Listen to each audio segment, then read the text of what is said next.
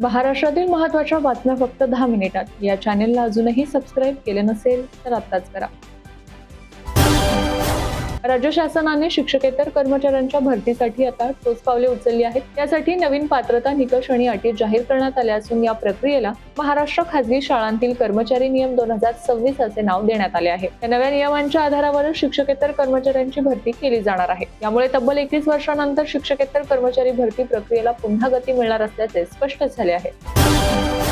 अगदी अलीकडे वर्ष 2022 मध्ये नव्याने स्थापन केलेल्या राज्य शासनाच्या दिव्यांग कल्याण विभागाच्या नावात बदल करण्याचा निर्णय घेतला असून हा विभाग यापुढे दिव्यांग सक्षमीकरण विभाग नावाने ओळखला जाणार आहे. तसेच विभागाच्या कामकाजात आणि परिणामकारकता आणण्यासाठी विभागाची पुनर्रचना करण्याचा निर्णय विभागाचे सचिव तुकाराम मुंढे यांनी घेतला आहे. मुख्यमंत्री देवेंद्र फडणवीस यांच्या अध्यक्षतेखाली विधान भवन मुंबई येथे नाशिक त्र्यंबकेश्वर सिंहस्थ कुंभमेळा 2027 संदर्भातील शिखर समितीची आढावा बैठक पार पडली. या बैठकीत त्र्यंबक नाशिक सिंहस्थ कुंभमेळ्यासाठी करण्यात येत असलेल्या विविध कामांसाठी 22,181 कोटींच्या कामांना बैठकीत मान्यता देण्यात आली आहे.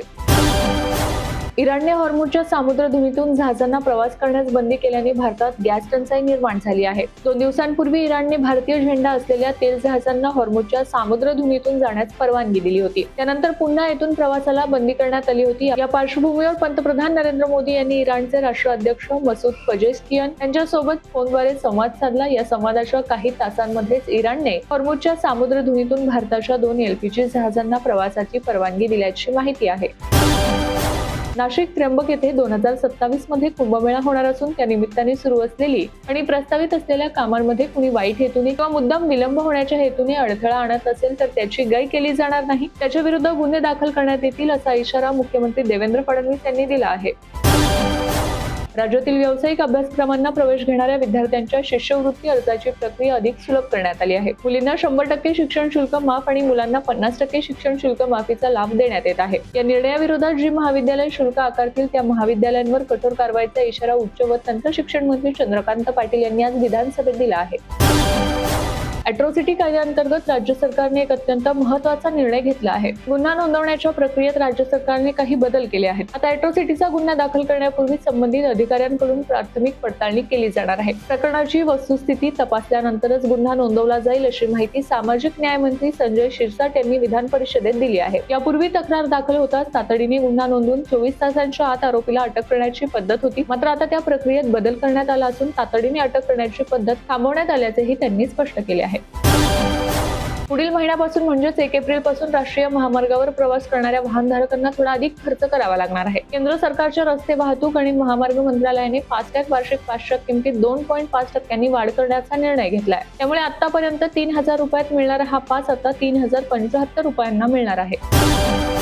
फसवणूक, दबाव, प्रलोभन किंवा लग्नाच्या आश्वासनाद्वारे केलेले धर्मांतर आता बेकायदेशीर ठरवण्यात येणार असून अशा प्रकरणांमध्ये 7 वर्षांपर्यंत कारावास आणि 1 लाख रुपयांचा दंड अशी शिक्षा प्रस्तावित करण्यात आली आहे. राज्य सरकारने धर्म स्वातंत्र्य विधेयकाचा जो मसुदा तयार केला आहे त्यात बेकायदेशीर धर्मांतराला मदत करणाऱ्यांसाठी ही शिक्षेची तरतूद करण्यात आली आहे. तसेच धर्मांतर करायचे असेल तर आधी जिल्हाधिकाऱ्यांना सूचना द्याव्या लागणार आहेत. मुंबईच्या वाहतुकीचे चित्र पूर्णपणे बदलून टाकणारा एक महत्त्वाकांक्षी निर्णय राज्य सरकारने घेतला आहे. मुख्यमंत्री देवेंद्र फडणवीस यांच्या नेतृत्वाखाली 23,487 कोटी रुपयांच्या खर्चाच्या वडाळा ते गेटवे ऑफ इंडिया या नवीन मेट्रो मार्गिकेची घोषणा करण्यात आली आहे. या प्रकल्पामुळे उपनगरातून थेट दक्षिण मुंबईत जाणाऱ्या लाखो प्रवाशांना प्रवास आता अधिक वेगवान, सुखकर आणि प्रदूषण मुक्त होणार आहे. या प्रकल्पामुळे उपनगरातून थेट दक्षिण मुंबईत जाणाऱ्या लाखो प्रवाशांचा प्रवास आता अधिक वेगवान, सुखकर आणि प्रदूषण मुक्त होणार आहे. भारतामध्ये हवाई प्रवास करणाऱ्या प्रवाशांसाठी खर्च वाढण्याची शक्यता निर्माण झाली आहे. विमान इंधनाच्या वाढत्या किमतींमुळे प्रमुख एअरलाईन कंपन्यांनी तिकीट दरांमध्ये बदल करण्यास सुरुवात केली आहे. इंडिगोने 14 मार्च पूर्वी देशांतर्गत आणि आंतरराष्ट्रीय उड्डाणांसाठी फ्ल्यू सरचार्ज लागू करण्याचा निर्णय घेतला आहे. यामुळे आता प्रवाशांना अतिरिक्त शुल्क भरावे लागणार आहे.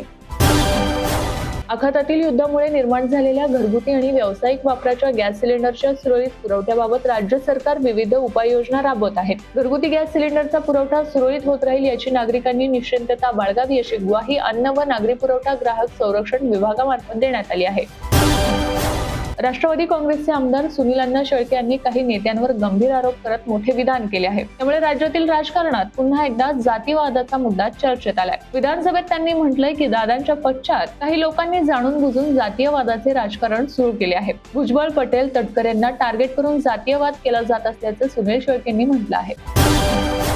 इराण आणि इस्रायल दरम्यान निर्माण झालेल्या युद्धाच्या पार्श्वभूमीवर जागतिक इंधन पुरवठा साखळीवर परिणाम झाल्याने राज्य सरकारने खबरदारीचे पाऊल उचलले आहे. घरगुती आणि व्यावसायिक गॅस सिलेंडरचा पुरवठा सुरळीत ठेवण्यासाठी प्रशासनाने विशेष नियमावली जाहीर केली असून रुग्णालये, शाळा आणि वसतिगृहे यांसारख्या अत्यावश्यक सेवांना गॅस पुरवठ्यात प्राधान्य देण्याचे निर्देश दिले आहेत.